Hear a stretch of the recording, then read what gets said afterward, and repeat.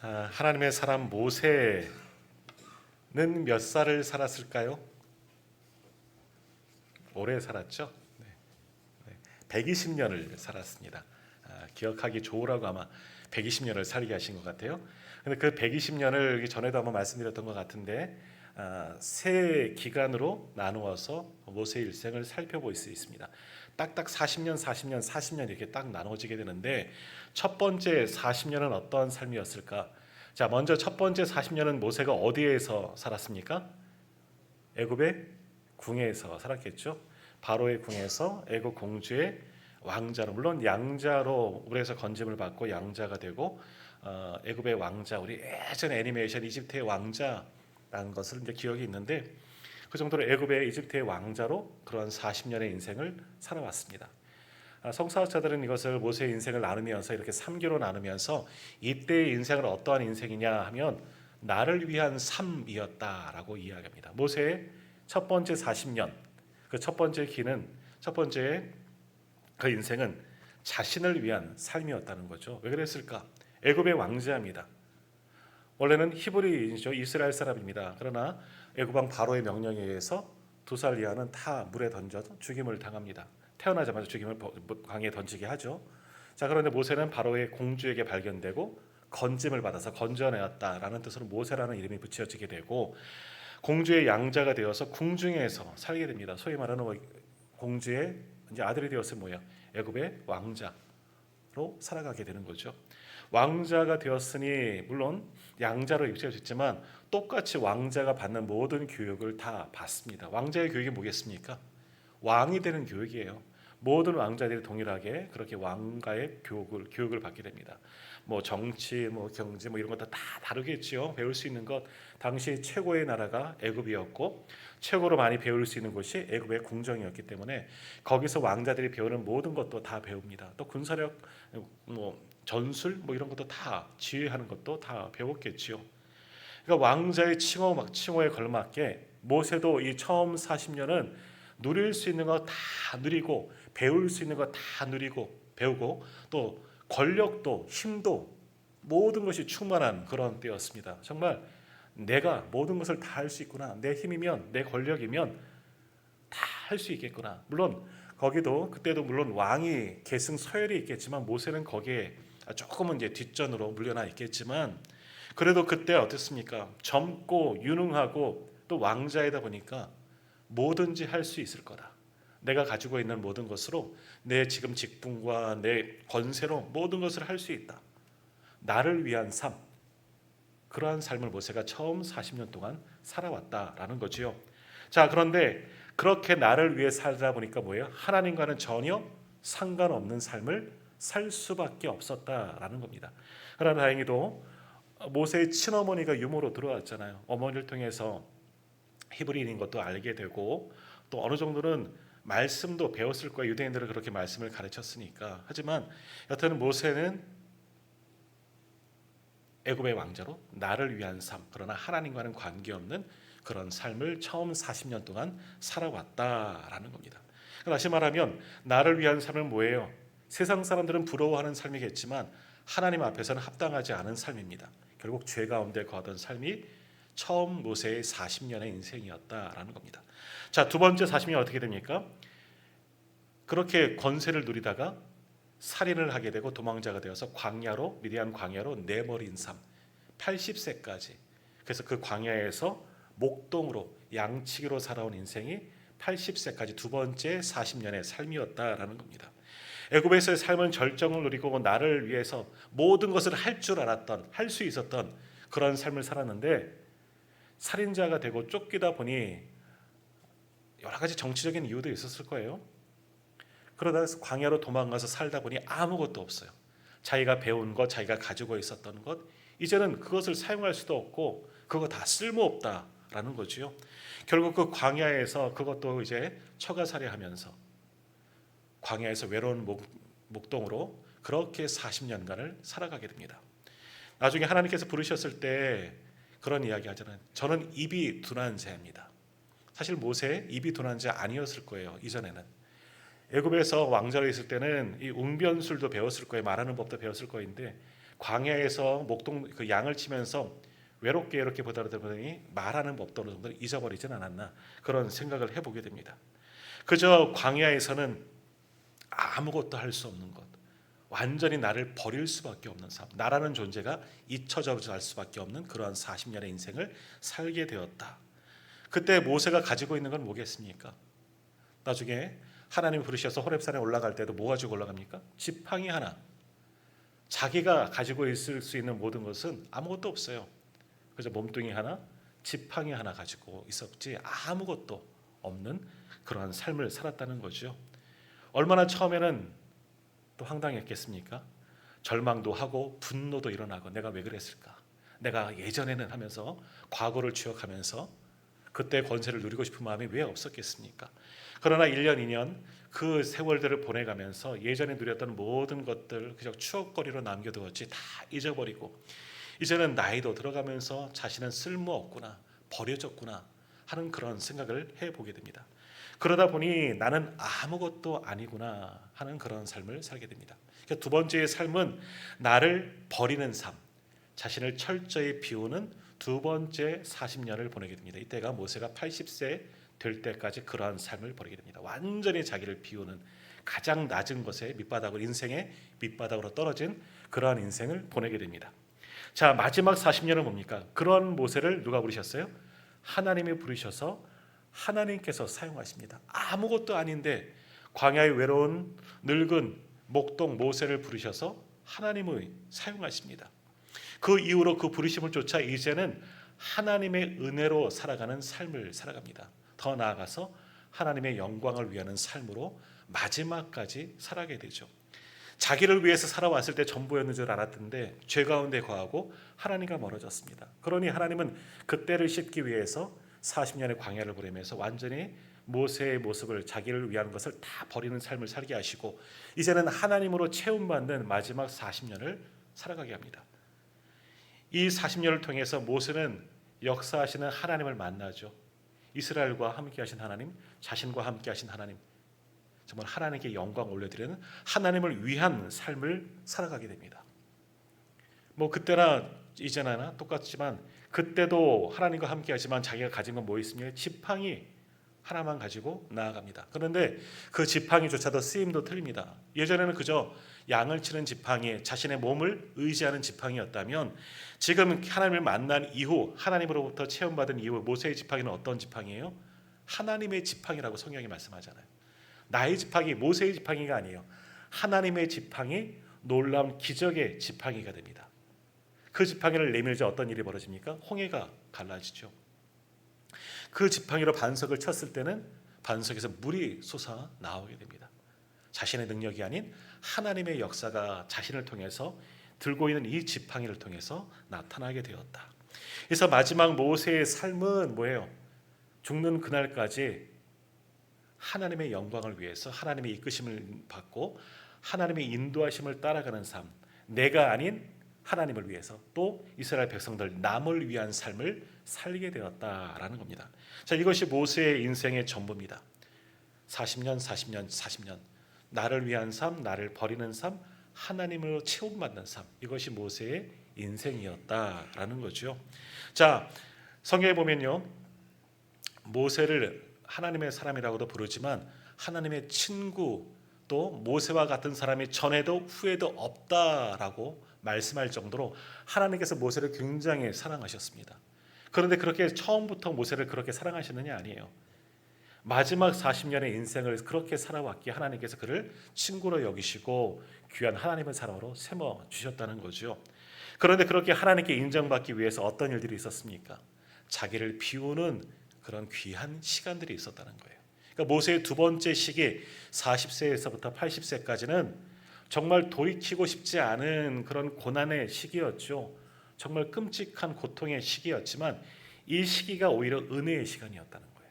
이 시기가 있어야지 나를 비우고 하나님으로 체험받을 수 있었기 때문에, 만약에 모세가 이 시기가 없었다면 하나님이 그 자리로 들어갈 수가 없습니다.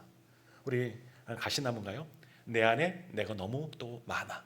요즘엔 잘 불려지지도 않은 그런 우리 노래 얘기는 하지만 내 안에 나로 가득 차 있으면 하나님이 들어올 틈이 없습니다. 그러나 나를 완전히 비워야지만 하나님으로 체험받고 하나님의 사람으로, 또 하나님께 인정받는 사람으로 우리도 쓰임 받을 수가 있는 거지요. 자, 모세도 그래요. 처음 40년 그때 하나님께서 그를 사용하셨다면 하나님의 능력이, 하나님의 역사하심이 그를 통해서 나타나지 않습니다. 왜? 모세는 자기도 얼마든지 할 수 있다고 생각했을 거예요. 하나님이 없어도 하나님, 이 정도는 제가 충분히 할 수 있습니다. 제가 바로 왕에게 가서 이야기하죠. 뭐 하나님 도와주시지 않으셔도 돼요. 저도 이집트의 왕자인데요. 이스라엘 백성을 좀 보내주십시오. 제가 이들 데리고 나가겠습니다. 모세가 얼마든지 할 수 있었을 겁니다. 또 군사들을 조련해서 뒤따라오는 애국 군대도 능히 싸울 수 있었을 것이고요. 그렇다면 하나님의 영광이 가려졌겠죠. 하나님께서 그때 모세를 부르지 아니하시고 광야에서 훈련을 거치신 이후에 자기를 완전히 비운 이후에 모세를 사용하셨다라는 겁니다. 그 광야의 40년이 모세에게는 오히려 은혜의 시간이 된 겁니다. 왜? 하나님으로부터 체험받는 귀하고 복된 시간이 되었기 때문에. 그래서 마지막 40년을 하나님의 영광을 위해서 그렇게 사용될 수가 있었다는 겁니다. 자, 사도 바울도 마찬가지입니다. 사도 바울의 인생 마찬가지로 모세와 조금만 다르지 않습니다. 우리가 사도 바울을 어떻게 알고 있습니까? 사도 바울은요, 예수님을 만나기 전과 이후의 삶이 완전히 달라집니다. 예수님을 만나기 이전에 사도 바울은 어땠습니까? 그 이름도 사울, 높은 자였죠. 그리고 유대교에 심취한 사람이죠. 출신 배경도, 그리고 학문도, 경력도 굉장히 뛰어난 사람이 사도 바울이었습니다. 예수님을 만나기 이전, 그때는 자만심감도 있었습니다. 젊고 유능하고 앞으로 출세길이 열렸고 또 유대교에 충성하기 위해서 교회를 핍박하고 예수 믿는 자를 잡아넣었던 권세 있는 사람이 예수님을 만나기 이전 사울의 모습이었죠. 그래서 자기 자신을 신봉하고 자기가 가지고 있는, 자기가 믿는 바를 실천하면서 교회를 핍박하고 그리스도인들을 핍박하는 것을 서슴지 않고 행하였습니다. 그것이 하나님 앞에 잘못된 일인 줄도 알지 못했던 때가 예수님을 만나기 이전에 바로 사울의 모습이었다는 거죠. 그러니까 자기가 했던 모든 일들 다 의로 여겼다는 겁니다. 하나님 앞에 죄를 범하면서도 조금도 부끄럽지 않은 그런 삶을 살았습니다. 아니, 죄를 행하면서도 죄인 줄 알지 못하는 그런 삶을 살았죠. 자, 그러다가 어떻게 됩니까? 다메섹 도상에서 예수님의 강권적으로 그를 만나주고 완전히 180도 변하게 하여 오십니다. 주님 앞에서 주님을 만난 이후로 눈이 멀고 깨닫게 되죠. 내가 알고 있는 게 전부가 아니었구나. 주님의 살아계심을 경험하게 되고 느끼게 되고 이제는 주를 위해서 살아가게 됩니다. 자, 그런데 사도 바울이 그렇게 예수님께서 다메섹 도상에서 만나 주셔서 일순간에 변하긴 했지만 그대로 사용되어지느냐? 우리 성경에는요, 아주 짧게 언급하고만 잠깐 넘어가지만 사실 다메섹 도상 이후에 사도 바울의 역사 속에서 사라진 기간 한 3년 정도의 시간이 있습니다. 이게 성경에 보면 흔적을 찾아볼 수 있는데 이 시간 아라비아로 갔다 하는 그런 이야기가 있어요. 3년 동안 성령에 이끌려서 예수님께서 공생이 전에 그 광야에서 40일간의 금식하면서 시험을 받으신 것처럼 사도 바울도 이 다메섹 도상 사건 이후에 아라비아에서 훈련을 받는 그런 인고의 시간이 있었다는 거예요. 광야에서 영성을 체험받는 그런 시간이 있었죠. 마치 모세가 미디안 광야에서 자신을 완전히 비웠던 것처럼 사도 바울도 광야에서 본격적으로 쓰임받기 이전에 아라비아 광야에서 깊은 영적인 체험을 했던 적이 있었다는 거예요. 그때 삼층천 이런 것들도 이미 경험했다는 겁니다. 자, 그렇게 자신을 완전히 비우는 시간이 있었기 때문에 주님으로 체험받고 주의 나라와 복음을 위해서 쓰임받을 수가 있었다라는 겁니다. 그러면서 자기가 가지고 있던 모든 것 어쨌습니까? 자신의 배경 얼마나 자랑거리예요. 당신은 가말리엘의 문화생이라는 것은 최고의 학문을 했다는 거죠. 최고의 경지에 이르렀다는 겁니다. 자신의 신분, 더욱이 로마인이라는 그런 신분도, 사회적인 신분도 가지고 있습니다. 당신은 굉장히 모든 이들이 부러워할 만한, 날 때부터 자기는 로마인이었다라고 이야기하잖아요. 그건 상당한 권세가 있는 거예요. 그러나 뭐라 그럽니까? 나중에 깨달은 이후에 주님을 만나고 거듭난 이후에 이 모든 것을 배설물처럼 여겼다. 다 필요 없다는 거예요. 하나님의 나라를 위해서는 아무것도 필요 없다는 거죠.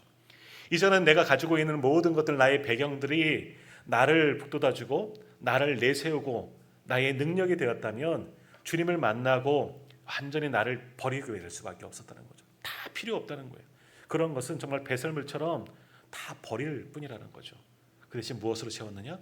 예수 그리스도로 온전히 채워졌죠.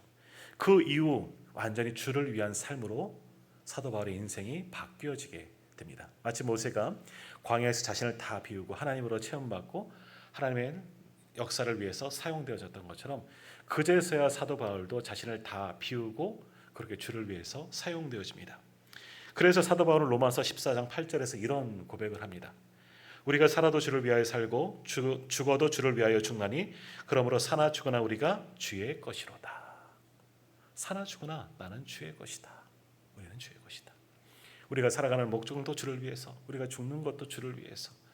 그러니까 마지막 죽는 순간까지도 목숨도 아까워하지 아니하고 오직 주를 위해서 사도 바울도 열심을 다하여 살 수가 있었다는 거죠. 그러나 사도 바울도 우리가 알고 있는 사도 바울이 될 수가 있었다는 것은 자기를 비우는 시간이 있었다는 거예요. 예전에 교만하고 권세 있었던 자기를 완전히 비우는 시간, 그 3년간의 아라비아의 시간이 있었기 때문에 나를 비우고 주님으로 체험받을 수가 있었다는 거죠. 그 시간이 없었다면 사도 바울도 다메섹 도상에서 예수님을 만났지만 쉽게 주님의 도구로 사용되지는 않았을 것이다. 그런 생각도 해볼 수가 있습니다. 완전히 나를 비워야지만 예수를 위해서 살아가는 인생이 될 수가 있는 겁니다. 자, 오늘 본문의 말씀 한번 보겠습니다. 우리가 지난주에도 보았지만 베데스다 연못가에서 38년 된 병자가 고침받는 이야기, 오늘 본문의 말씀도 바로 그 이야기입니다. 자, 베데스다, 예루살렘 성문 서북쪽 양문 곁에 베데스라는 연못이 있고요. 여기는 오랜 전설이 있습니다. 베데스다는 자비의 집이라는 곳이 그런 뜻을 가지고 있죠. 자, 여기는 어떤 일들이 있습니까? 물이 동할 때, 천사가 내려와서 물이 동한다. 물이 아마 그 온천처럼 끓어오를 때 거기에 제일 먼저 들어가는 사람이 병이 낫는다 하는 그런 소문과 실제적으로 그런 일들이 있어서 그 주변에는 많은 사람들이 모여 있었다라는 겁니다. 그곳에 누가 있었습니까? 38년 된 병자도 아주 중환자이죠. 거동도 하지 못하던 그 사람도 그 베데스다 연못가에 있었습니다. 그때 그곳에서 바로 그 사람도 예수님을 만나고 모든 질병이 다 치료되었죠. 그런데 지금까지는 그 말씀을 보았습니다. 주님을 만나고 소망도 없었지만 그러나 그가 그 곁에 있었다는 건 뭐예요? 하나님을 소망하였기 때문에 그 소망하는 가운데 예수님을 만나는 특별한 은혜, 수많은 병자들 가운데서 주님은 그 사람을 만나면 그 사람만 만나주시고 그 사람만 치료해 주셨어요. 놀라운 은혜를 받았습니다. 근데 이 사람이 뭐라 그래요? 나를 고쳐준 사람이 누구인지 나는 알지 못한다. 예수님도 사람이 많아서 이미 피하셨다. 그런 말씀이 있죠. 근데 예수님께서 다시금 이 병 나은 사람, 이 38년 된 병자였던 사람을 찾아와서 그에게 말씀하십니다. 바로 14절 말씀인데요. 14절 말씀 한번 같이 읽어보도록 하겠습니다. 14절, 오늘 보면 요한복음 5장 14절 말씀 같이 읽겠습니다. 그 후에 예수께서 성전에서 그 사람을 만나 이르시되 보라, 내가 나았으니 더 심한 것이 생기지 않게 다시는 죄를 범하지 말라 하시니. 아멘. 자, 주님께서 이 사람을 만나서 뭐라고 말씀하시느냐? 내가 나았으니, 보라, 내가 나았으니 더 심한 것이 생기지 않게 다시는 죄를 범하지 말라라고 하셨습니다. 자, 이 말씀으로 우리는 무엇을 유추해 볼 수가 있느냐? 지난 주일날 들으셨던 말씀 잠깐 기억해 보시면 그런 거예요. 우리 자녀들에게 야, 밥 좀 잘 먹고 다녀라. 무슨 이야기죠? 밥을 안 먹고 다니니까, 식사 때를 잘 놓치고 다니니까 때끼니 좀 잘 채우고 다녀라. 밥 좀 잘 먹고 다녀라 얘기하는 거예요. 늦게 들어오지 말라고 좀 일찍 좀 들어와라. 맨날 늦게 들어오니까 일찍 들어오라 얘기를 하는 거예요. 오늘 이 사람도 마찬가지예요. 다시는 죄를 범하지 말라. 보라, 내가 나았으니 더 심한 것이 생기지 않도록, 이전에 38년 동안 고생했으니까 그보다 더 심한 것이 생기지 않도록 뭐하라?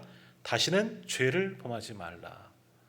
다시는 죄를 범하지 말라. 물론 예수님께서 환자들을 고치시면서 네가 구원받았다, 죄에 대한 이야기를 언급하시지만 오늘 이 사람에게는 좀 특별하게 말씀하시는 거예요. 더 심한 것이 생기지 않도록 이제는 다시는 죄를 범하지 말라. 자, 그러면 이것은 무슨 말씀일까요? 주님은 이 사람을 아십니다. 그의 과거의 모든 모습을 아십니다. 물론 정말 실제적으로는 이날 처음 주님이 이 사람을 만났겠지만 주님은 하나님의 권능을 가진 분이라 이 사람에 대해서 쏙쏙히 들어 다 알고 있는 거죠. 주님이 이 사람에게 말씀하십니다. 다시는 죄를 범하지 말라. 다시 말하면 이전에 이 사람은 어땠다는 거예요? 예전에 무언지는 모르겠지만 어떠한 죄를 가지고 있었구나 하는 것을 이 말씀을 통해서 우리는 짐작해 볼 수가 있었습니다. 다시 말하면 이 사람이 그동안 아팠던 38년 동안 중병에 걸린 이유가 그러면 혹시 그 이전에 겪었던 죄의 문제 때문에 병이 왔구나 하는 것으로도 연결지어 볼 수가 있습니다. 자, 그렇다고 오늘 나에게 병이 왔어요. 지금 우리 성도님들 가운데 어떤 병을 앓고 있는데 그럼 내가 가지고 있는 이 병이 내가 뭔가 하나님 앞에 죄를 저질렀기 때문에 앓고 있는 병이다. 꼭 그렇게 생각하지는 않으셔도 돼요. 그것과는 좀 다른 이야기예요. 오늘 이 사람에게는 주님이 말씀하시는 거예요. 오늘 말씀을 통해서 추측해 볼 수가 있는 거죠. 이 사람이 아팠을 때 그 병의 원인이 어디에서부터 왔는가? 오늘 말씀을 유추해 보면 그 이전에 죄가 있었구나. 나중에 그 소경된 사람을 고쳐줄 때 사람들이 묻죠. 그 사람이 소경된 것은 누구의 죄 때문입니까? 그랬던 적도 있어요. 제자들도 물어요. 주님, 저 사람이 날 때부터 태어날 때부터 앞을 못 보는 사람이 있었는데 이 사람은 그 소경된 것은 누구의 죄 때문입니까? 그의 죄 때문입니까? 그의 부모의 죄 때문입니까? 근데 주님께서 뭐라고 말씀하십니까? 하나님의 영광을 위해서 이 사람이 그렇게 되었다라고 말씀하는 거예요. 죄의 문제가 그 사람에게는 해당되지 않는다라는 거예요. 근데 오늘 본문의 말씀은 38년 된 병자는 이 죄의 원인이 뭐냐? 정확하게 알 수 없지만 병을 앓기 이전에 무언가 이 사람이 하나님 앞에 죄를 지었을 가능성이 높았다라는 거예요. 그 죄로 인하여서 하나님께서 깨닫게 하시려고 이 사람에게 깊은 죄를 아주 중한 죄를 주셨을 가능성이 높다라는 겁니다. 자, 그러면서 오늘 말씀에 비춰보면 모세의 인생과 사도 바울의 인생 우리가 조금 전에 살펴봤던 대로 여기에 적용해 보면 이 사람도 거기에 비슷하게 유추해 볼 수가 있는 겁니다. 이 사람의 병을 갖고 있는 이 시기는 모세로 인해서는 모세를 적용해 보면 두 번째 시기가 되는 거예요. 모세의 광야의 시기가 바로 이 사람이 병을 앓고 있던 38년의 시기가 되는 겁니다. 그러면 그 이전의 삶은 어땠을까? 이 사람의 나이도 우리는 짐작할 수 없지만 그 이전의 삶은 아마도 죄 가운데 거하였던 삶이었고요. 그렇다면 어떤 삶을 살았겠습니까? 아프기 이전에 이 사람은 자기를 위해서 살았다는 거예요. 이 사람들 유대인이었겠죠. 하나님을 아는 사람이었을 겁니다. 그러나 아프기 이전에는 하나님과는 어찌 보면 상관없는 삶을 살아왔을 가능성이 굉장히 높다 하는 것을 우리는 생각해 볼 수가 있습니다. 다시 말하면 이 사람 아프기 이전에는 정확하게는 알지 못하지만 무엇이 원인인지는 모르겠지만 죄 가운데 거하였을 가능성이 상당히 높았다는 거죠. 하나님과는 상관없는 삶을 살았다는 거예요.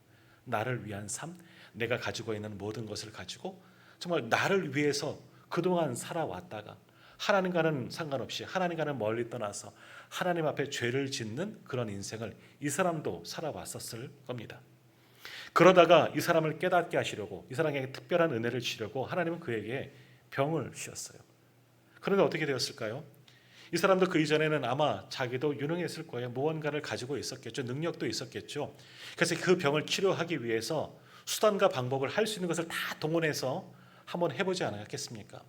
우리가 알고 있는 혈유병 여인도 어떻습니까? 그 병을 고치기 위해서 모든 것을 다 해봤다는 거잖아요. 의원도 찾아가고 약도 다 해봤다고 말하잖아요. 이 사람도 그랬을 거예요. 처음 병이 생겼을 때 병이 이렇게 깊어지기 전에는 자기가 가지고 있는 것으로 한번 고쳐버리라.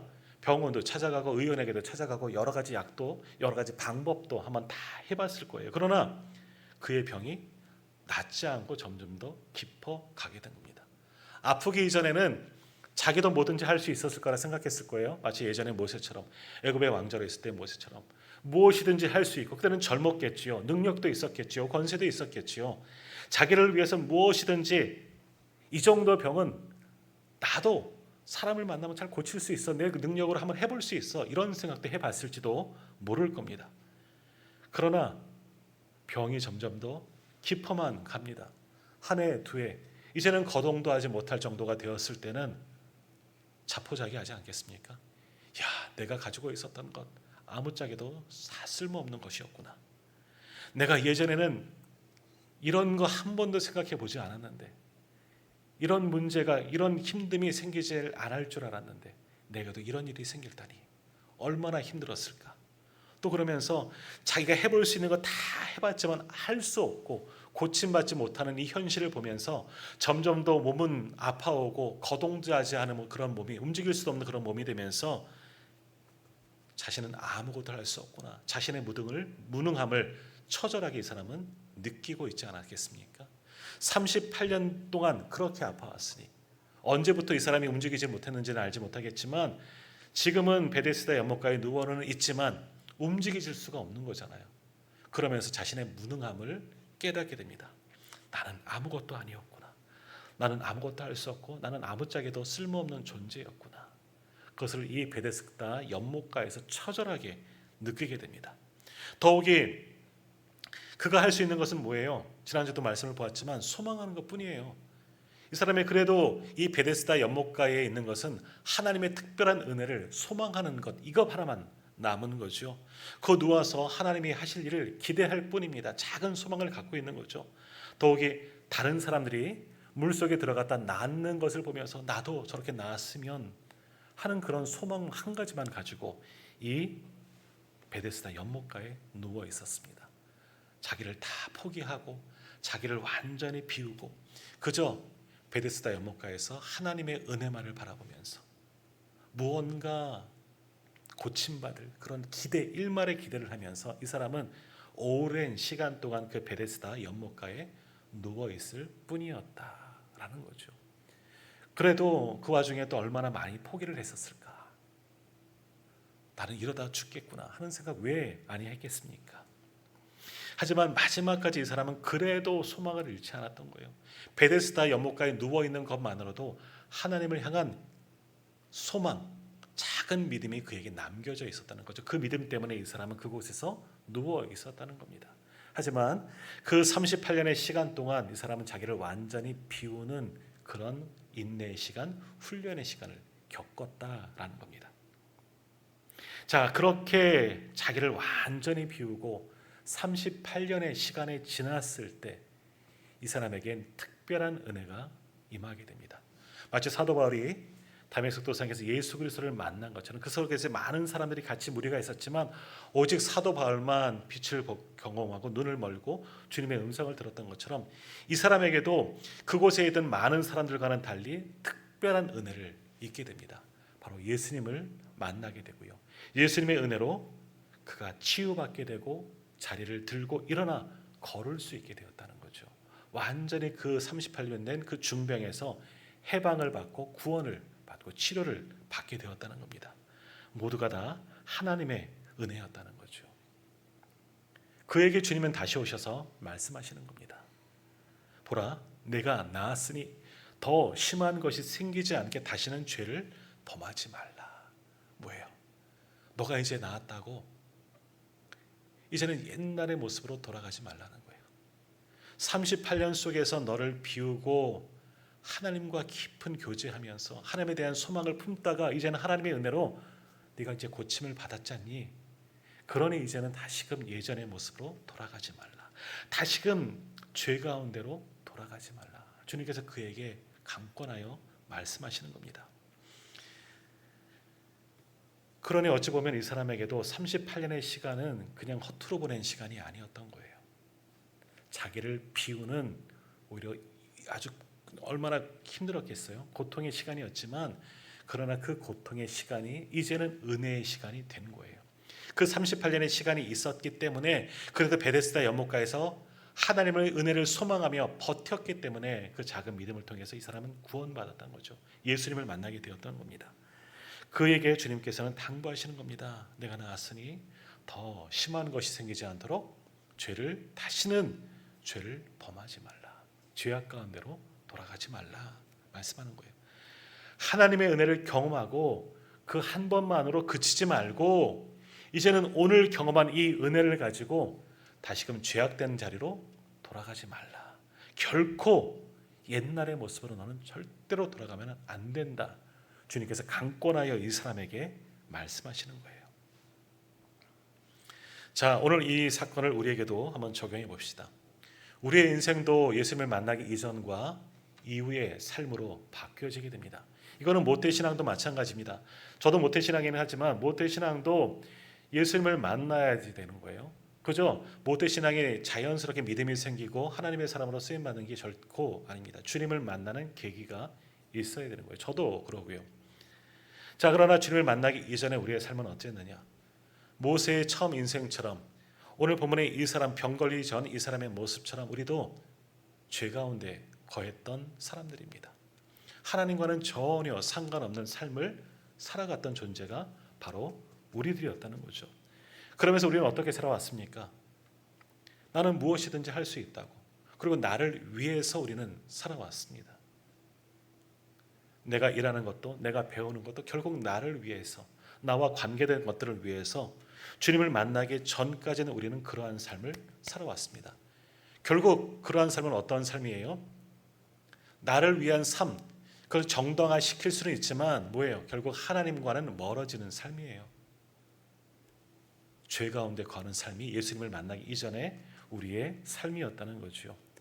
그러나 우리도 예수님을 만나고선 우리의 삶을 다시금 평가하게 됩니다.